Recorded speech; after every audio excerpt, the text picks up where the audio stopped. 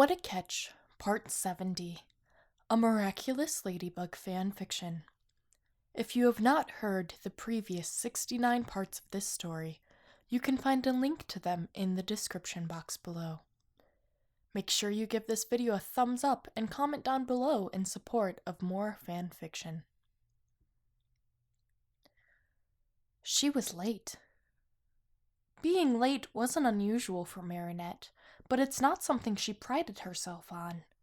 If anything, she spent the last few years trying to break the stigma her friends and family had about her. Could she blame traffic? Yes. Could she blame the businessman who wouldn't let her pass until she took a handout? Yes. Could she blame Cat Noir for making an event so public that she couldn't weave herself through the crowd? Yes. Could she transform and soar her way over the crowd? Yes, had she thought of that sooner. Now she was stuck in a sea of bodies, sticky and humid and unable to leave, much less transform.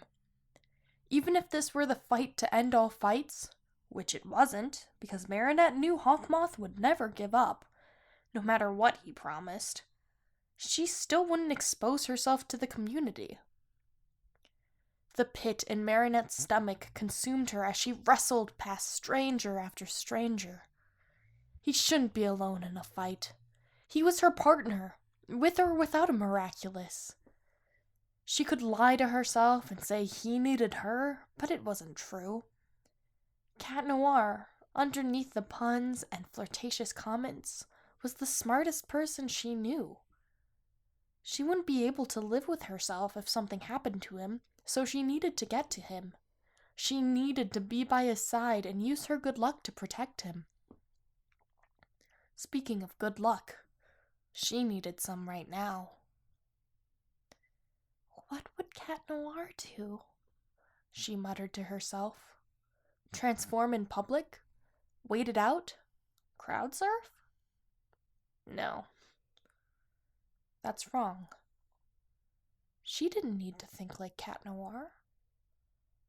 She needed to think like Ladybug. But what would Ladybug do? Her question fell on deaf ears as the crowd moved forward. Cat Noir is smart, but so is Ladybug. If she were 5 years younger, what would she do? Marinette glanced around, looking for something to help her, and saw a pothole. That's it. She'd pull a Peter Parker and go down through the sewer. The crowd magically parted as soon as she squatted down to pull the sewer cap off. It was heavier than expected, and Marinette was weaker than the last time she was a full-time superhero, but she managed to roll it off halfway before pushing it into the street to create an entrance. She still hadn't figured out if she would go down, transform, and come back up, or if she'd follow the system to the underside of the park. She noticed the looks she got as she slipped down the opening and shrugged them off. Cat Noir would have to be okay with a smelly rescue. Dropping down to the walkway, Marinette found the sewer to be larger than she imagined. Then again, she didn't know what she expected. A bad smell? Non-existent lighting? The mask would certainly help.